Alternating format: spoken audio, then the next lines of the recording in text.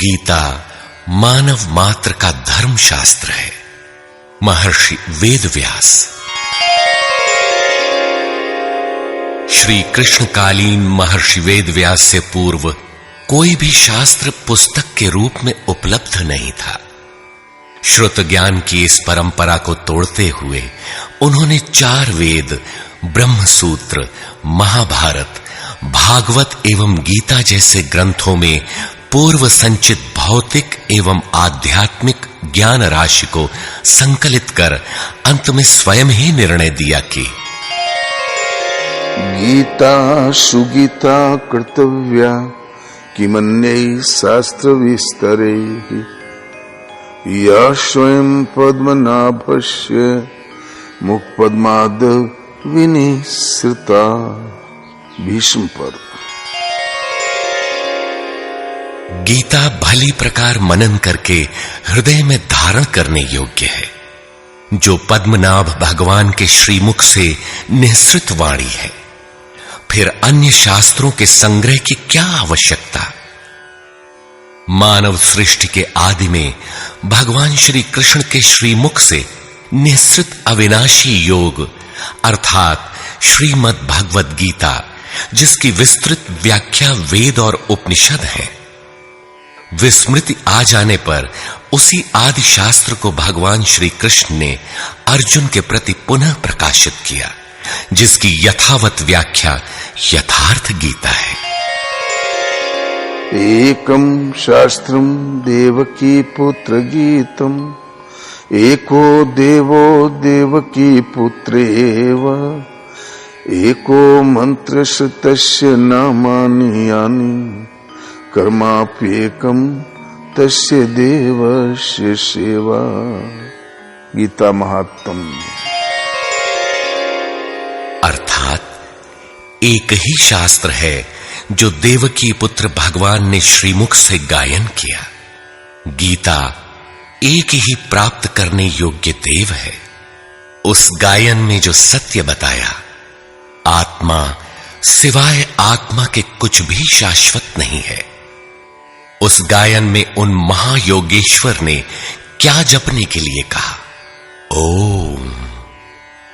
अर्जुन, ओम अक्षय परमात्मा का नाम है, उसका जप कर और ध्यान मेरा धर।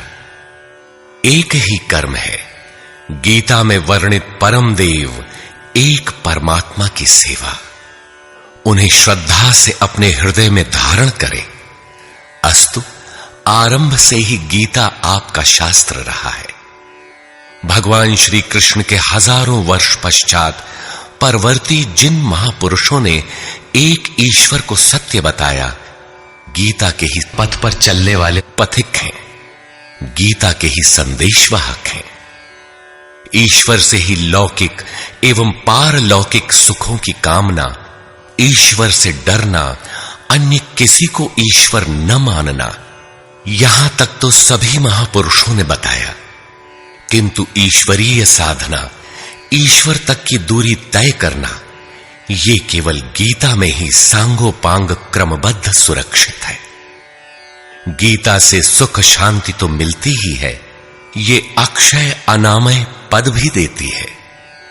देखिए श्रीमद् भगवद गीता की टीका, यथार्थ गीता।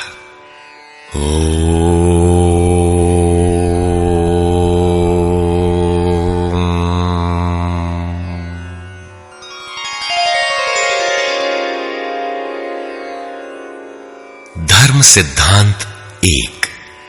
सभी प्रभु के पुत्र।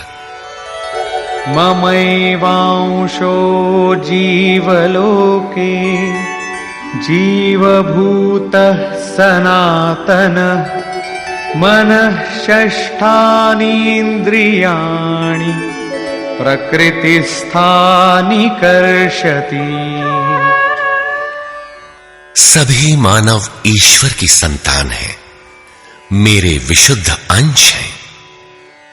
मानव तन की सार्थकता। किम पुनर्ब्राह्मणा पुण्या भक्ता राजर्षयस्तथा अनित्यमसुखं लोकम् इमं प्राप्य भजस्व माम्। सुख रहित क्षणभंगुर किंतु दुर्लभ मानव तन को पाकर मेरा भजन कर, अर्थात भजन का अधिकार मनुष्य शरीरधारी को है।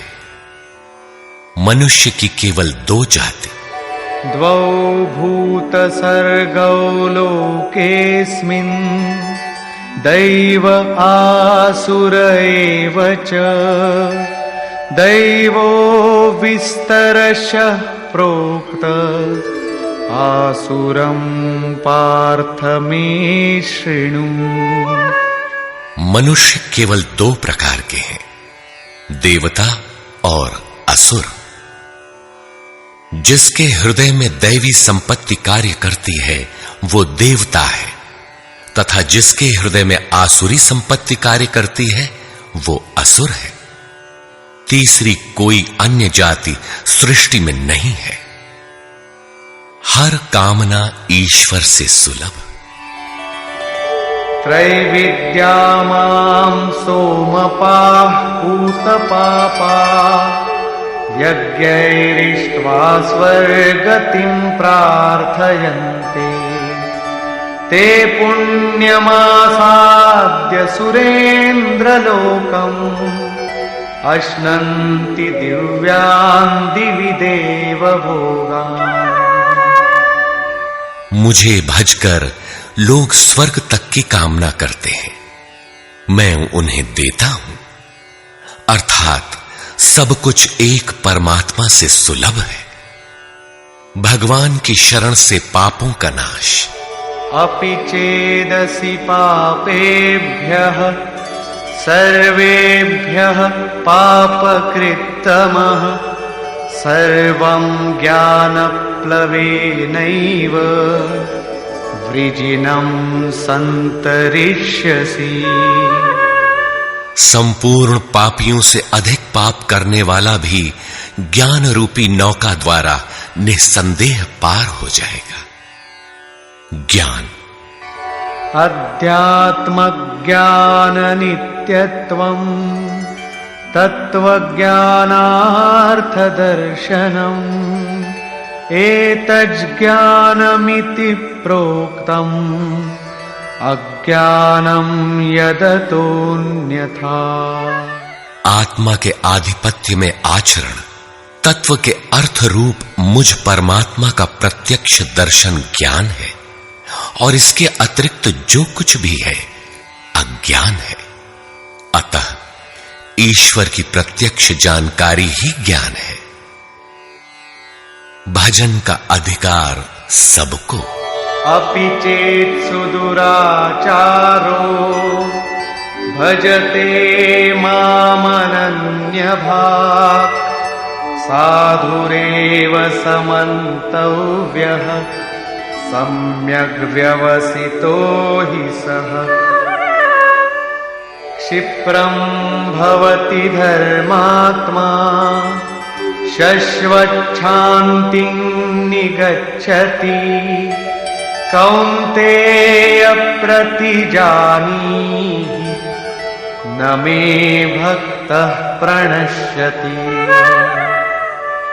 अत्यंत दुराचारी भी मेरा भजन करके शीघ्र ही धर्मात्मा हो जाता है एवं सदा रहने वाली शाश्वत शांति को प्राप्त कर लेता है।